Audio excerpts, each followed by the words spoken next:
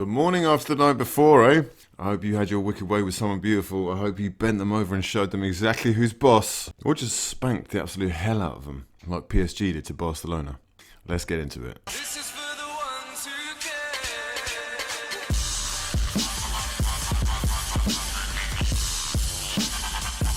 care. What's going on, people? Welcome back to another video. My name is hughwizzy and you're watching Let's Talk. And boy oh boy, have we got a lot to talk about. Last night, what a night. One of the most dominant Champions League displays. One of the most one-sided affairs in the knockout stages that I've ever seen. They put Barcelona to the sword and boy oh boy, that was quite possibly an historic moment. It really was. People may well look back at that in a season or two as one of the moments that changed the direction that their club was going in. But what I want to stress in this video is not so much that the way it's being sold by the mainstream media, not so much that this is the end of Barcelona, because make no mistake, this is not the end of Barcelona. Make no mistake about it. What we saw was, without question, a changing of the guard, but probably not so much in terms of PSG dominating European football. Probably not so much of a French Revolution, but more so in what's actually going to happen at Barcelona. Because we can focus on the outstanding performances of Verratti, my True Ballers FC Don, or Rabiot, who has come on so much and just looked outstanding. We can sing the praises of Draxler, my True Ballers FC guy, finally coming into his own and surrounded by top-class players. I'm loving it. We can look at Di Maria and how he dominated that game, and we all saw how promising the likes of Kimpembe look under Emery. But that's not really what's going on here. And that's not to take anything away from them. But you know me, right? If you don't know me, let's get to know each other a little bit more in this series. In this series and in my life, I like to look a little bit deeper. I like to delve a little bit further into it and analyze beyond the exterior. I like to look further than what BT Sport are going to tell you. I look to look into it with a little bit more detail and insight than what the headlines will give you. And what we saw last night, lads, it was a rebellion. It was a mutiny that will almost certainly lead to the end of Luis Enrique. I have no doubt about it. This is not Alaves anymore, my son. This is not Las Palmas. This is the real deal. This is the big boy competition, right? And what a lot of people were going off last night was the name, Barcelona. But if you've been watching Barcelona closely recently, you'll know that deep down, something isn't right. Something is not right. In fact, it's been quite clear for some time that Luis Enrique is well out of his depth. He is well out of his depth. And that side has been being carried by Lionel Messi. It's been over-reliant on that world-class front three, arguably one of the greatest front threes of all time. It's been so clear that Neymar has been well off the pace for a while. That midfield, is that what we're calling it, a midfield? It is so disjointed. And tactically, it has never been more evident that Luis Enrique does not have what it takes to take Barcelona to the next level. And you know me, I don't like to always blame the manager, but he is at fault here. One shot on target in 90 minutes. One shot. Barcelona football. As Neymar cut inside with pace and intensity that hadn't been shown from any Barcelona player throughout the game. He cut across the midfield and laid in Andre Gomez, who yet again had a poor game, and it's becoming too much of a thing. And he just couldn't manage to finish what looked like a fairly simple chance to level the game up. Yes, it was a good save, but you have to be finishing that if you're playing at this level for this great club.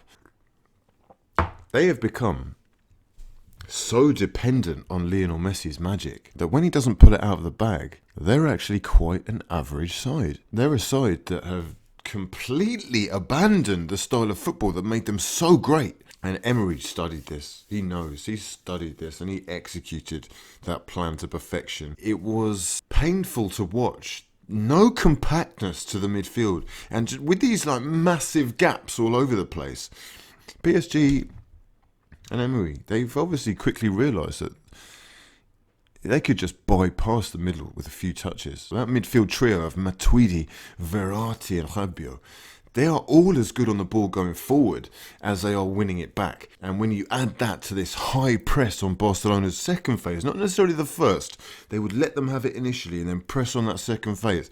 They were able to get the ball wide so quickly. And they have those constant threats in the promising Draxler and Di Maria, who is absolutely first class. And then couple that with the incredible movement of Cavani. It was just the finishing touch, the cherry on the cake. It was breathtaking to watch, and evidence of how effective they were is in the fact that Lionel Messi didn't have a single touch of the ball inside the PSG box. Not one in 90 minutes. Lionel Messi. And ultimately, when you stop the main man, there's not a lot that they can do. And I've seen a lot of people jumping on Messi's back on social media. And it's embarrassing. It's embarrassing because you're obviously not studying the game. You're obviously not watching what's actually going on. And it's not fair to blame Lionel Messi because the guy can't do it all. He cannot be expected to build from deep. He's not supposed to be building from deep. He cannot be expected to cover and lead that midfield. And he can't be expected to start every move and score all the goals. He may well be the greatest of all time. He may well be second behind Maradona. That's debatable. It's for another video. Regardless, he can't do it all. And to me, it looked like the changing of the guard that we saw was actually Barcelona's players admitting defeat, admitting that they have no belief in their manager, admitting that they need a change to push on. And they are not satisfied with the approach that he is trying to enforce. And I believe that the quicker that he's gone, the better for Barcelona. And come at me. PSG haven't been playing that well in Liga. Monaco are the team to beat. But wow. Wow. I mean, Emery has just made a complete mockery of this man. He's embarrassed Catalonia.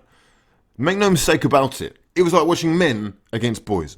And it cannot last much longer. It cannot be allowed to last much longer. He's been exposed at the highest level. And more importantly, I just don't think the players believe in what he's doing. And then to rub salt in the wound, Di Maria, ex-Real Madrid Di Maria, he had the night of his life. He ran them absolutely ragged. He scored a lovely free kick, which admittedly, had the ball jumped properly, probably could have been stopped. But he scored a lovely free kick. Beautifully done.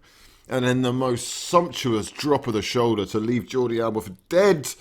I mean, for absolute dead, that run from Meunier just tempting him to go in a drop. It was beautifully done. And then to come inside a couple of touches and just the most sumptuous curler from long range past Ter Stegen at full stretch.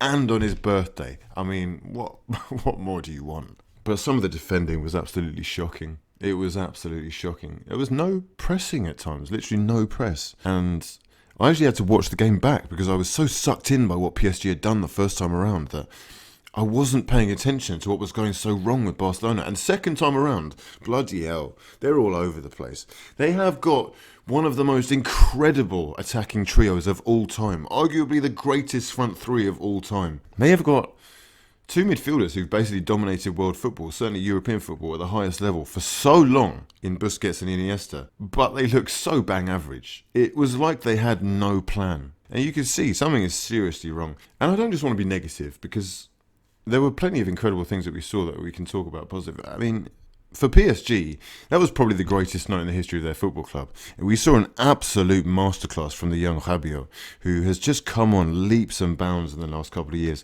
He was a talent a couple of seasons ago. He is now approaching top level. And we saw it last night. I mean, just so good going forward and coming back on the defensive. He is confident on the ball, he has good vision, he's tenacious and aggressive in the challenge, and when you add that to the way that Matuidi's energy is just boundless, and Verratti is just this true ballers FC Don, incredibly creative, passing is just perfect, the vision, and it's just Barcelona fans must have just been crying themselves to sleep, wishing that he was on their side. And then you add that to this incredible movement that Cavani possesses. It's just unrivaled in European football as far as I'm concerned. There is not a big man up top in world football who has the movement of Cavani. His runs off... Piqué couldn't get near him. He couldn't get near him. And Cavani's goal, the fourth goal, it was just the cherry on the cake.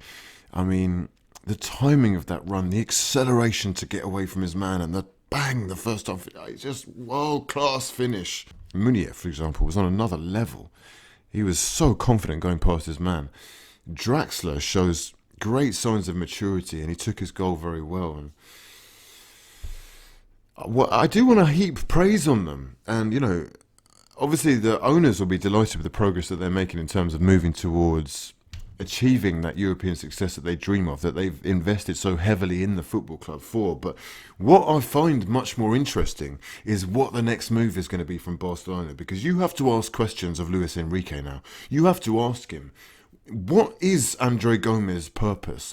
Is he the answer? Is this wide midfield, this expansive midfield with massive gaps, the Barcelona way? Do you need a top-class winger? What is the point in having Rakitic? Why have you not called on Arda? And to the Barcelona fans out there, I'm sorry, do you need a new manager? It's become worryingly obvious that he's prioritised Copa del Rey, which no one really cares about, even over the league, which they probably can't win. That's got to be frustrating. He's become so reliant on this front three that he's afraid to change them, ever. And he's brought in players, you know, who probably aren't of a Barcelona quality in the transfer window, and they still have the same gaps to fill that they needed to fill nearly 2 years ago. They're almost certainly out of the Champions League, and for that reason alone he should be questioned. But on the evidence of last night, it might just already be too late, because once you lose the players, especially at Barcelona, once you lose the fans, especially at Barcelona, you've lost the war. It was a great game. It was incredibly one-sided though, and I enjoyed every minute. You know, I saw some of my favourite players really taking it to the Catalan side, and there's nothing like that. To come away with a win like that, such an impressive performance. Draxler, I mean, he's someone that I dreamed of having a couple of years ago, a few years ago. I was making videos on this guy literally 3-4 years ago. Verratti, the same. This is the new era. This is the beginning of the new era. But for Luis Enrique, it was perhaps the end of his. I'd love to know your thoughts in the comment section below. Let me know exactly what you think. You know, am I well off the mark here, or is there actually some truth to the fact that they appeared to have given up on him? Let me know your thoughts in the comment section below. Subscribe if you're new, and drop the video a like. If you breathe oxygen, it is greatly appreciated. If we can smash, I hate saying this kind of thing, but if we can smash over 1,000 likes, then that would be great. It really helps to grow my channel as we try desperately to get to 100,000 subscribers. I also want to thank a few people for the support that they've shown by buying me a coffee and feeding my caffeine addiction. If you want to join them, there is a link in the description box below. Michael Schlodder, Tom Blight, Mike Silverman, Albert Papula, Niall Kavanagh, Howard Acott, Felix Daniel, Rob Andrews, Tom Pearson, Dan Paulson, Nick Colker, and Karen Elliott. Your support is greatly appreciated, and you're feeding what is a growing caffeine addiction. The more coffee I drink, the more videos I make. For now though, I've been hughwizzy, and this has been a lot of fun. Peace.